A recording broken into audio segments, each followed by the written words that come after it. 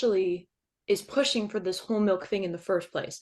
Do you know what the context is? Like why did she think that whole milk is such a superfood, which superfoods aren't real, but why does she think that whole milk is so godly that it needs to be pushed in this regimen for the schools? Why?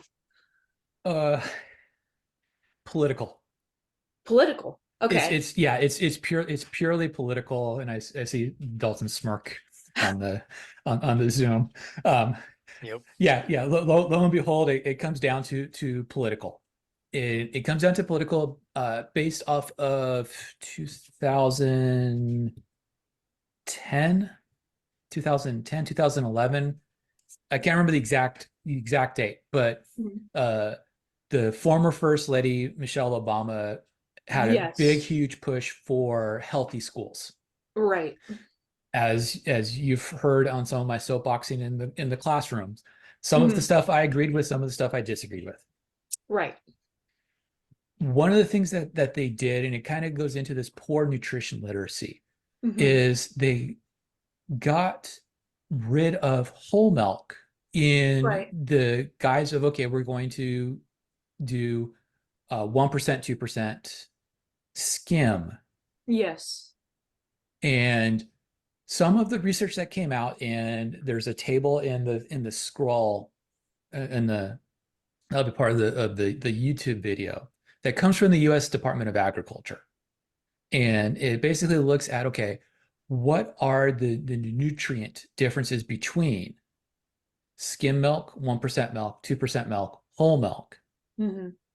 And if you actually look at it in terms of the nutrients, the nutritional breakdown, there's very little difference in between whole milk, 2% milk, 1% milk, or skim milk. Most of it goes into the not understanding what those percentages mean. Yeah. And so when we're looking at, okay, what's 1%, 2% whole milk, what we're talking about milk fat. We're not Yeah. talking about fat content, because the difference between them is minuscule in terms of the actual grammage of fat. But the labeling becomes, oh, fat is bad, was kind of the push that came out from the low fat diet trend, Yeah. the low fat fad diet Right. that stemmed from some. It was a good research if you're looking at highly active people. It was bad research if you're looking at everybody else. Oh, okay. That basically looked at, okay, what nutrients do you need in high percentages versus what nutrients do you need in low percentages? And when you're very highly active, you need to have large amounts of carbohydrates, and you have large amounts of protein, and you don't need as much fat in Yes. terms of your macronutrient breakdown. Right. And then from that, a lot of uh, meals ready to eat style meals got developed. Mhm. And the head researcher out of the University of Minnesota, I believe it was at the University of Minnesota, or he was at the Mayo Clinic, I can't remember which institute he was at, kept researching it. And he basically got on he kind of pigeonholed himself or railroaded himself into one avenue of research that looked at uh, fat intake, in particular saturated fat intake, Yeah. and heart disease. Okay. And this is Ansel Keys is the researcher, if you want to look up his work. And that led to this position that dietary fat is bad. Now, dietary fat by itself is not bad.